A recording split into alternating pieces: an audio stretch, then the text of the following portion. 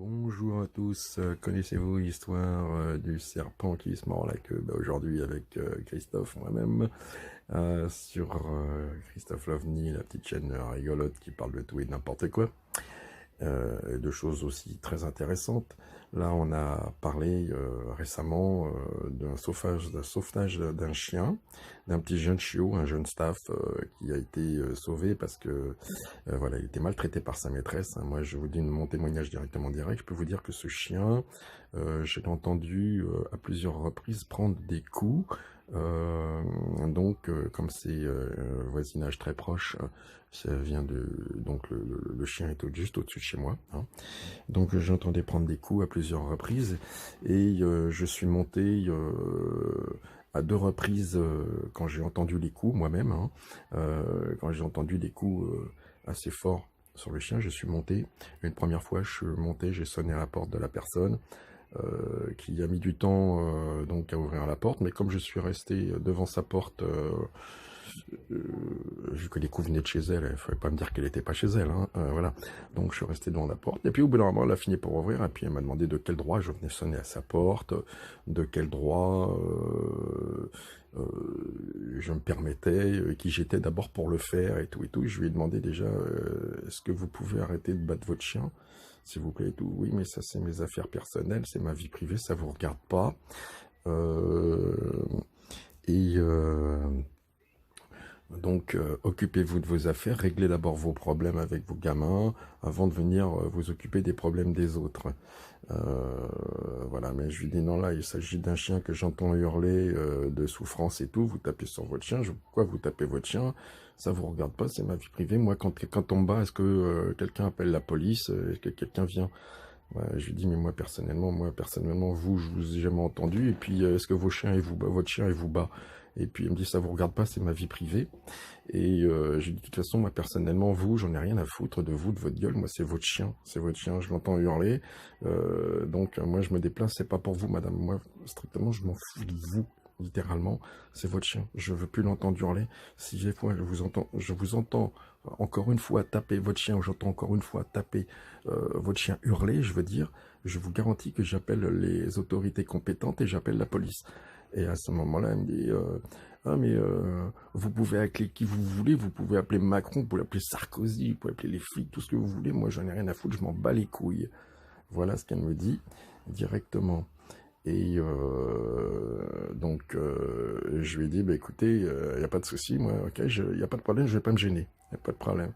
Faites ce que vous voulez, j'ai rien à foutre. Et là, elle me claque la porte, limite dans la gueule, mais bon, ça va, j'étais à 1 mètre, donc je suis resté stoïque, il n'y a pas de problème. Mais je vous dire que c'était une furie, hein. J'ai vu à un moment donné, comme la porte, elle n'était pas vraiment ouverte, je ne pouvais pas voir ce qui se passait à l'intérieur de l'appartement, je ne pouvais pas voir le chien. Mais j'avais peur que derrière, dans sa main, elle ait une laisse, je sais pas quoi, une chaîne, un objet qu'elle allait me foutre à travers la gueule. C'était la limite, quoi, hein, franchement. Bon, j'ai peut-être un petit peu oublié textuellement certaines choses qu'elle a dit, mais enfin voilà, c'était du brut de brut, et c'était déjà les mots que je vous dis, textuellement, ils sont réels. Ils étaient vraiment dans le texte. Et donc voilà, donc quand je vous parle du serpent qui se mord la queue, c'est parce que, voilà, aujourd'hui, l'association qui est venue, hier, l'association, suite à mon appel, bien sûr je précise, hein, quand ils sont venus récupérer le chien et tout, bon, moi j'ai discuté avec eux, et donc je peux vous dire qu'ils sont vraiment assez rapides et tout, franchement très efficaces. Mais voilà, le problème, c'est qu'ils peuvent pas aujourd'hui intervenir dans toutes comment dire, à chaque fois, manque de moyens, manque de financement, parce qu'ils agissent, c'est une association à but non lucratif, donc ils vivent de dons. Et moi, voilà, je pense qu'ils sont tellement efficaces qu'ils ont besoin qu'on les aide. Et je fais un appel pour eux aux dons. Allez sur leur site, et puis n'hésitez pas, quand vous savez que, voilà, quand des autorités concernant les animaux, hein, les animaux sont tous innocents, on le sait bien, hein, nous les humains, nous sommes le parasite de la terre, c'est nous qui les exploitons. Donc quand on voit que des animaux comme ça sont, sont maltraités, venons à leur aide, surtout si on aime les animaux. Et pour venir à leur aide, eh ben, il faut aussi aider ces associations qui justement se déplacent et vont sur le terrain, qui des fois comment dirais-je, à être, comment dirais-je, soit accompagné de policiers, tellement c'est pas facile de pouvoir réquisitionner les animaux. Ouais, même de même, des fois, déjà passent des journées entières, voire des soirées, été comme hiver. Donc en hiver, on imagine un petit peu besoin de se réchauffer sur le terrain, surtout s'ils doivent attendre sur le palier, sur la porte, ou dans un couloir où il fait froid, ou même sur un pas de porte dehors et tout, pour pouvoir enfin libérer un animal, vous voyez. Donc je fais appel à vous tous qui voudraient bien, qui aimez les animaux et qui vous êtes, qui êtes éventuellement susceptibles d'un jour ou l'autre être témoins, de faire appel à eux, de faire un don à cette association Adam. Voilà. Donc vous avez trouvé dans la précédente vidéo leur précédent podcast. Vous allez trouver le lien que j'ai mis dans ma description.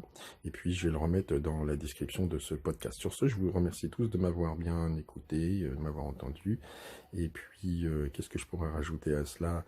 Ben, on souhaite que ce petit animal, enfin, vive bien dans cette famille d'accueil, avec des gens qui vont lui apporter plein d'amour. Et puis, comment dire, qu'est-ce qu'on pourrait rajouter à cela? On pourrait dire que, voilà, moi je suis fier de ce qui s'est passé hier, à la vitesse dont ça s'est fait et tout, vraiment l'efficacité, voilà. Donc merci.